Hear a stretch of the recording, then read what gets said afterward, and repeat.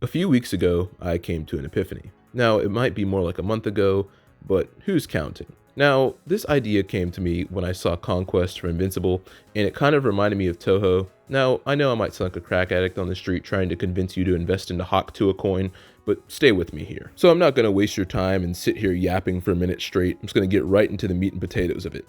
Toho is a bullet hell game, and it's also the game that I'm playing in the background right now, and it has bosses and extra stage bosses. I know, the game has bosses. How revolutionary. Now, an extra stage boss is a boss that appears right after the boss.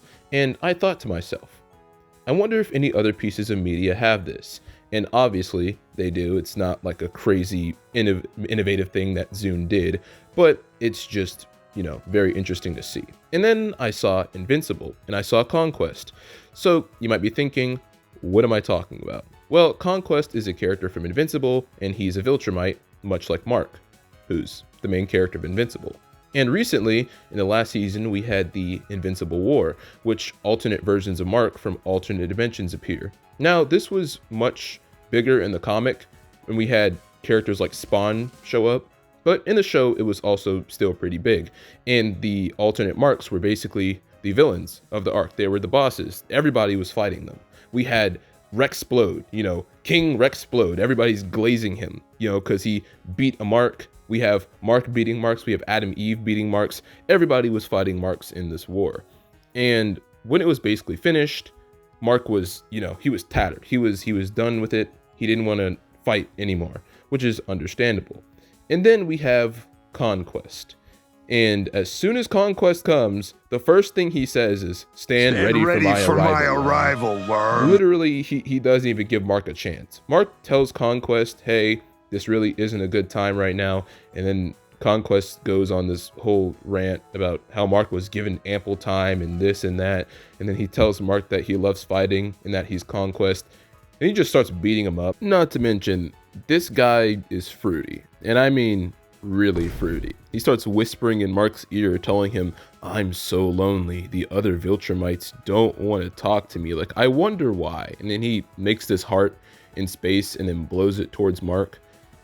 Yeah, there's a reason no one wants to talk to you, buddy. Now, that's not the point. The point is, Conquest is strong, and, he was the final boss of this arc. He was the extra stage boss. The boss after the boss that nobody expected, that everyone had to pull out the stops. He was putting the hands on Oliver, he was putting the hands on Eve, and he was most definitely putting the hands on Mark. In fact, Mark actually broke his robotic hand, and then he responded and broke both of Mark's. And then that's why Mark had to basically headbutt him near to death. I can't say to death because he didn't kill them. And I'm not going to spoil the comics for anybody who didn't see it and who only saw the show.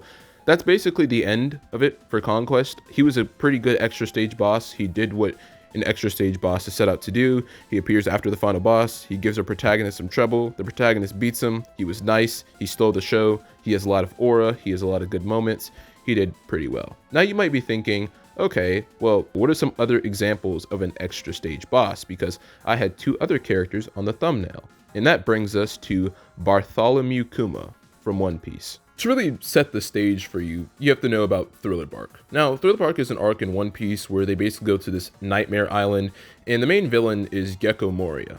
Now, Gecko Moria is a bum. He doesn't really do anything. He doesn't really fight himself. After he lost to Kaido, he kind of just said, well, I'm done with this whole pirating thing. I lost all my crew. I'm just going to make shadow zombies to do everything for me. So he just puts shadows in everything because he has the shadow fruit. Now, he has an ancient giant, like literally the body of an ancient giant, and his name is Oars. Now, he steals Luffy's soul, and he puts Luffy's soul into the giant body. And then the Straw Hats have to fight this giant named Oars. Now, the Straw Hats are doing okay against Oars, but then Moria starts piloting Oars like a Gundam. So, they have to have this whole Power Rangers Gundam fight. And then Frankie tries to become a mech, a human mech. And then Robin doesn't dock with him, unfortunately. Pretty sure they would have won if Robin had, decided to join them, but to each their own. Now, they did come up with another way to beat him, and that was stuffing 1,000 shadows inside of Luffy's body. Now, I think it was 1,000. I'm pretty sure it was 1,000. I am far too lazy to go back and check, so don't quote me on that. But I am about 98% sure it was 1,000.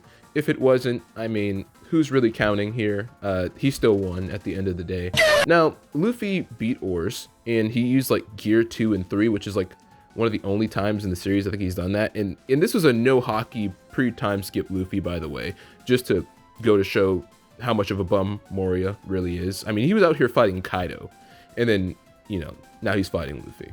But that's not the point. The point is they had a mid-boss, which was Oars. They had a final boss, which was Gecko Moria. So you might be thinking, where's the extra stage boss? And that's when we get to Bartholomew Kuma. Now, in true ore farming fashion, Kuma doesn't even meet up with the Straw Hats. He actually just meets with Perona, who's basically a goth e-girl, and her fruit is the depression no me. That's not what it actually is, but to simplify it for people who don't know, that's pretty much what it is. And he asks Perona, if you could go on a vacation, where would you go? And she's kind of just confused. I forgot what her answer was. I think she said like a dark, gloomy castle, or I think she was just confused and was just like, who the hell are you and what are you doing on my island? And then he just slaps her and she disappears. Like she's just gone. And to the untrained eye, which is basically all of the audience back in 2007 when this was, you know, released, they were just like, oh, I think he might have just straight up killed her. Yeah, this is the guy that the Straw Hats are going to have to face. And remember, the Straw Hats they're cooked. Luffy's knocked out. The rest of them are fodder. They're bums. Zoro and Sanji are kind of doing okay. And then Kuma, you know, he runs up on the Straw Hats, and the Straw Hats see him, and they're like, who are you? And then after, you know, a short little scuffle, Kuma uses an Ursa Shock, which is a vibration attack. It's like a shock wave, and it covers like the entire island. How everybody survived this is beyond me. They all survived this attack and like tanked it. I'm talking Usopp, I'm talking Nami, I'm talking like all the fodder that weren't even a part of the Straw Hats. Everyone survived this attack, and I don't know how. Like, durability in One Piece is, it's absolutely like insane. Like, you could drop a Hiroshima nuke on them and they would just all be completely fine. Like, I'm sure that nuke from Alabasta wouldn't have even killed them. It didn't even kill Pell, and he was holding it on contact. It was like point blank. He was holding the nuke and it blew up on him, and he's perfectly fine. No permanent injuries or anything. So I don't even think these people can die. And then Kuma afterwards starts fighting Zoro.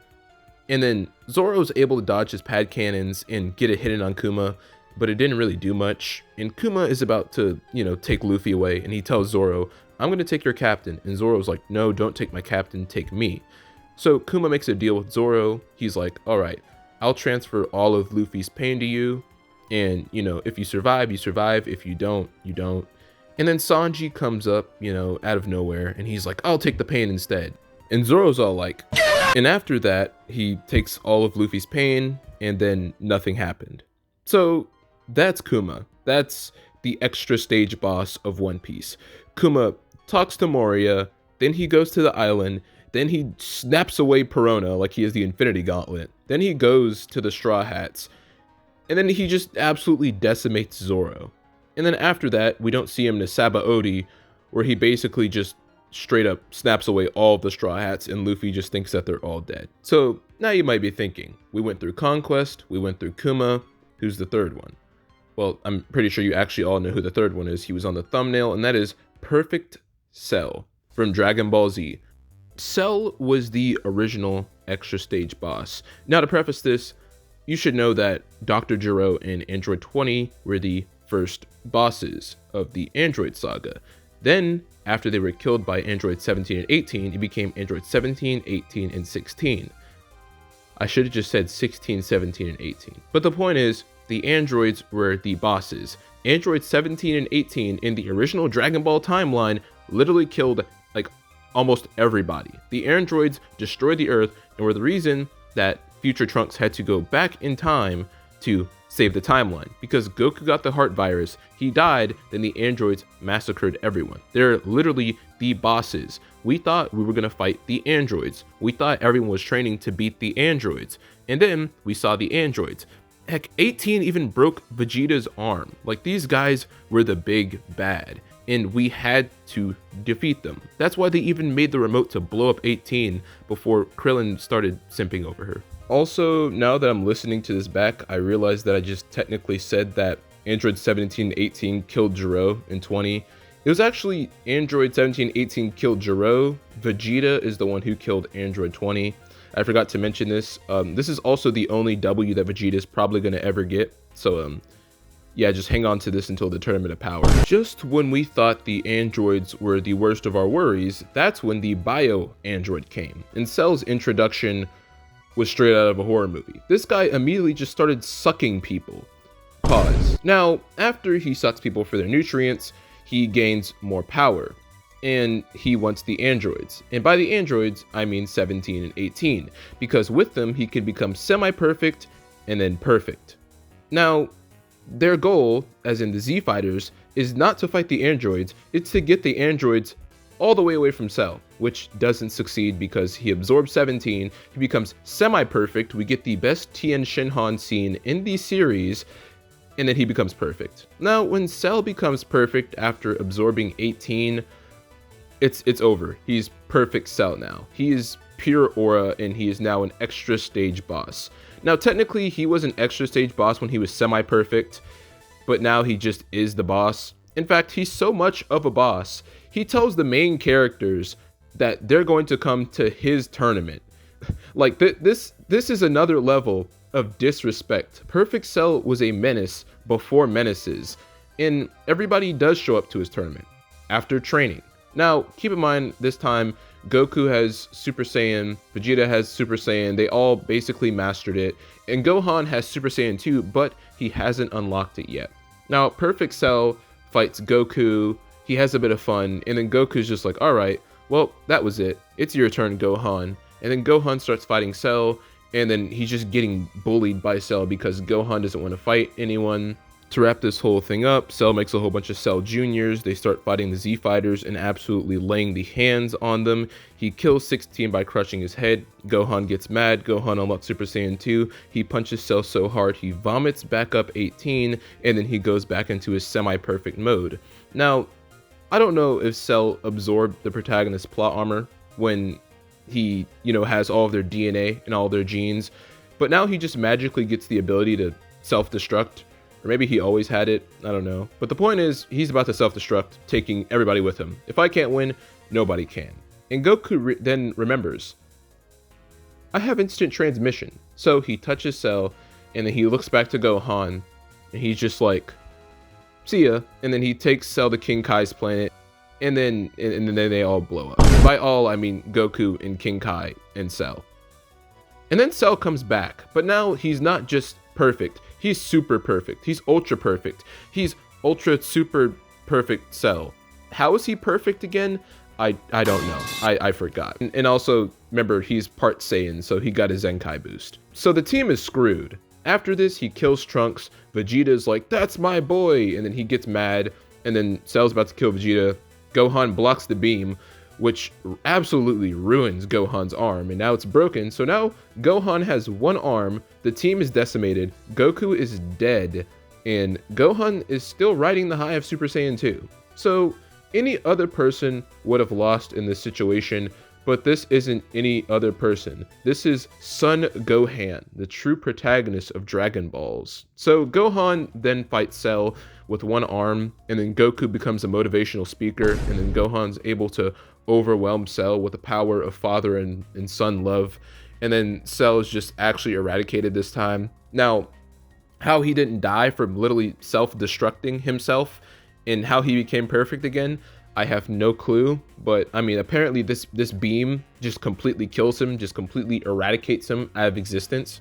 So, I mean, that worked. And now Cell is gone until they decide to bring him back as a caricature in Dragon Ball Superhero, which is the worst movie title ever conceived. They should have just called it Dragon Ball Superhero. But as far as Perfect Cell, that's pretty much it for his arc. So we had Conquest, Kuma, and Perfect Cell. If I were to rank them on them being an extra stage boss, I would have to put Kuma at last. He was a great extra stage boss. He did what you're supposed to do. But at the end of the day, they're bosses, and they're usually meant to be beaten by the protagonists. But Kuma not only was not beaten, but he also isn't really a villain. he was more of an antagonist. I mean, he's literally chilling with the Straw Hats right now, and he's half dead. Kuma is a great extra stage boss, and he's a good foundation, but he's just not the best.